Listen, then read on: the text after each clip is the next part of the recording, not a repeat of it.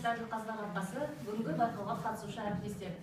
Біз өзіміздің жұмысымызды бес балканың дамыту оқыту технологиясы бойынша негіздеп таныстырғымыз келіп тұр. Сіздердің қолдауларыңыз бізге аса қажет.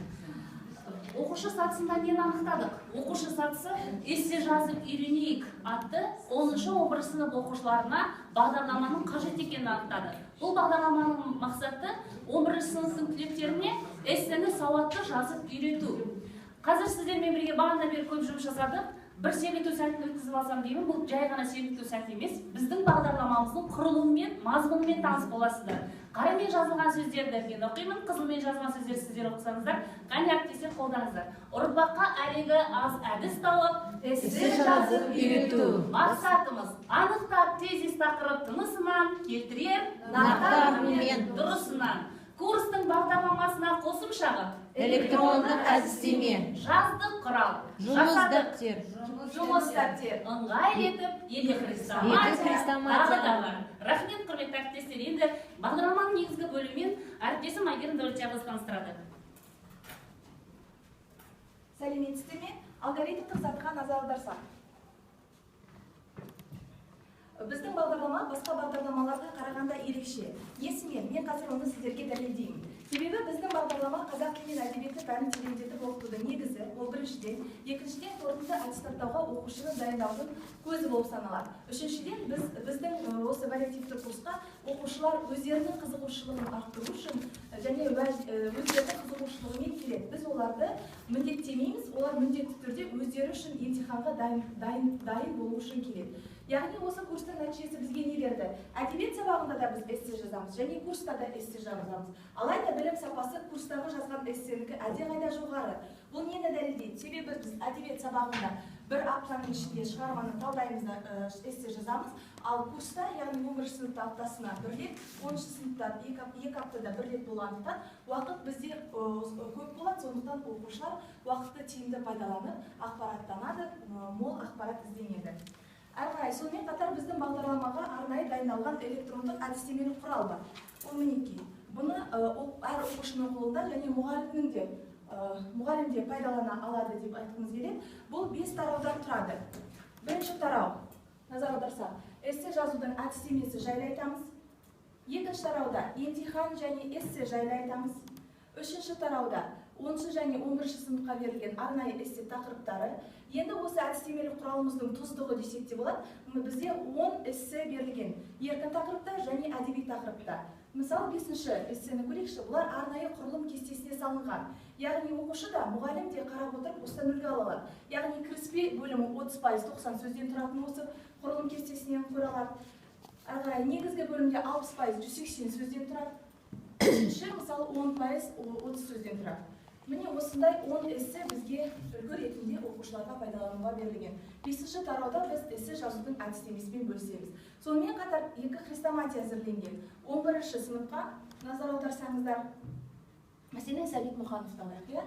Әрі қарай, мысалы, «Сұлу шаш» поэмасында ғашықтық сезім жайлы айтатын болғандықтан, бұл жерде ғашықтар туралы афоризмдер жинақталған.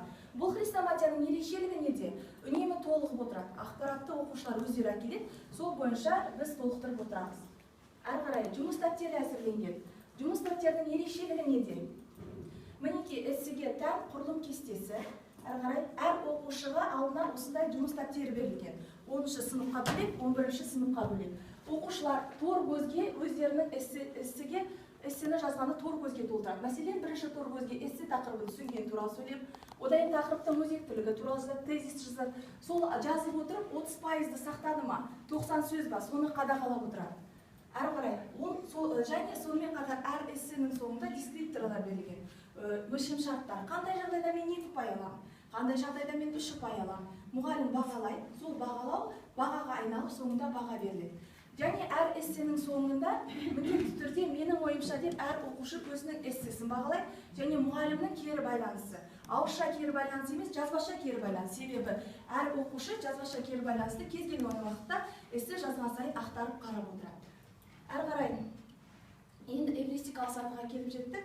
Бәріміз бірге есімізге түсірсек, Мұқағали Мақатаевтың «Дариға жүрек» поэмасындағы «Дариға жүрек кім» деген тақырыпта 11-ші сынып оқушыларына эссе жазу берілді. Тақырып өте ауыр. енді сәл фабуласымен еске түсірсек, жесір қалған келіншек жолдасын күтеді, бірақ жолдасы келмейді. Содан кейін басқа бір адамнан аяғы ауыр болып, өсекке қалғаннан кейін шыдамай өз-өзіне қол жұмсайды. Мінекей оқушының бір эссесін ұсынсақ деп едік. Бұл да бір біздің жұмысымыздың нәтижесі деп біліңіздер. Міне дәптерге жазылған жұмысы оқушының.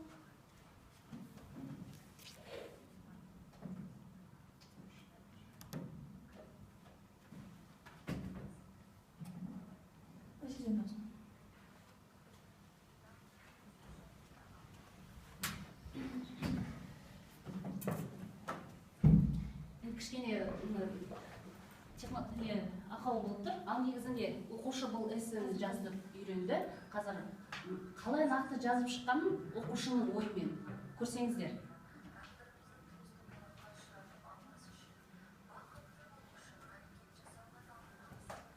Мен өзім оқып берсем кетейін. Өзінің жазған эссесі бар.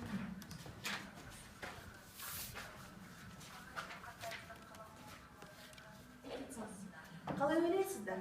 Мұқағалидың Дариға жүрегіндегі Дариға жүрек кім? Тағдырының сонша ауыр болуына не себеп болды? Дариға жеңге неге бақытсыз болды? Әркім бақыттың түп төркінін өз шама шарқынша шамалайды. Дариғаның әйел жүрегі әйел бақытын сезінді ме? Сынаққа құрылған мына өмірде тағдырымызды тоз топалаңға ұшыратып алмас үшін, бақытты болу үшін қарекет жасауға талпынамыз.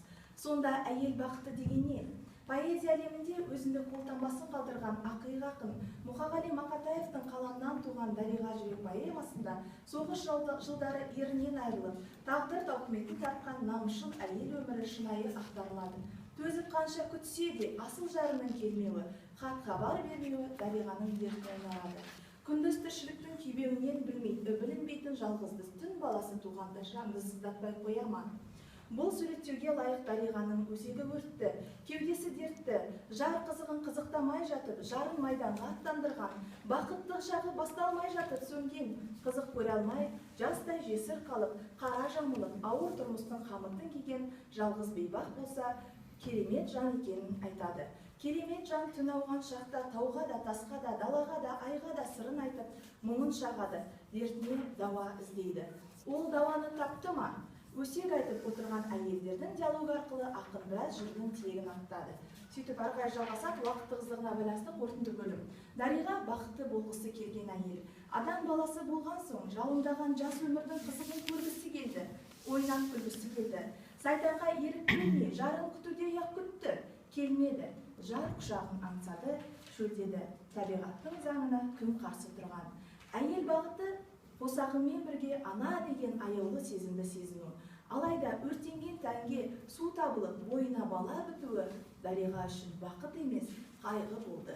Дариға жүрек бақытты жүректен іздеген жан. Бұл оқушының бірден жазған эссесі емес, әрине, талай түзетулерден кейін өткен эссесі жазған болатын.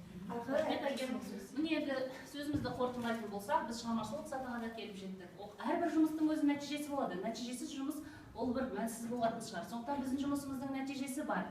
Жаңа көрдіңіздер оқушының жазған эссесі. Енді біздің 11 сыныптың түлегі алтын белгі үміткер Айгерім Дәулетжанова 5 сыныптан бері оқып келе жатқан оқушысы арнайы шақыртумен мәселе бағдарламасына барып, тәуелсіз сарапшылардың алдында эссе жазып 5-те 5 деген бағаны алып келді. Соны сіздерге мақтанышпен көрсетсек. Мінекей көріп отырсыздар, мәселе бағдарламасына барды. Оқушымыз мынау кішкене дауысы шықпай тұр әрине. Сондағы жаңа шамалы болса да. Бүгінгі мәселе мынадай. Алтын белгінің тағдыры енді ұлттық тесті емес, емтиханды Шамалымша емтихандағы эссе шетелік IELTS бетті. Біз Асанәліге бөжей мен Сағынайдың асын салыстыру деген тақырыпта эссе жазғыздық.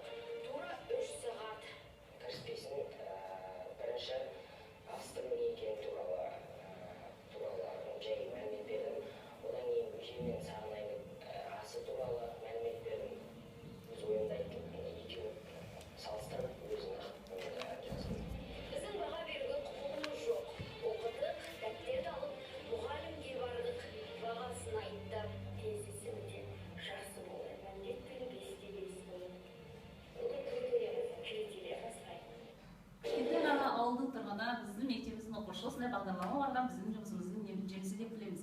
Енді сөзімізді қорытындыласақ, мына жерде балалардың сабақ барысындағы, эссе жазу барысындағы және бір оқушымыз аудандық эссе байқауынан 1-ші орын алып, облысқа қатысып 3-ші орын иеленіп келді. Енді сөзімізді қорытындылайық. Айналған бастауына құнды күштің, басында ұстаз тұрар үлгілі істің, еңбек пен ізденістің ақталғаны оң болса нәтижесі бұл жұмыстың. Тыңдағандарыңызға көп рахмет. Енді сұрақтарыңыз болса, біз өзіміз үшін алғымыз келеді, келешекте бұл жұмысты біз әрі қарай істегіміз келеді, алдарыңызға мынандай бағдаршам берген болатынбыз. Қызыл түсте ұсынысым бар, сары түс сұрағым бар, жасыл түс ұнады деген. Барлықтарыңыз қолдап көрсетіңіздер. Ал жасыл мына жақта көрінбейді. Рахмет. Содан кейін мына жерде біз жаңа проекттер көлеңкелеп тұрғандықтан көрсете алмадық. 11-ші сыныптың дәптері, 10-ші сыныптың дәптері, біздің бағдарлама, эссе жазудың әдістемесі, электрондық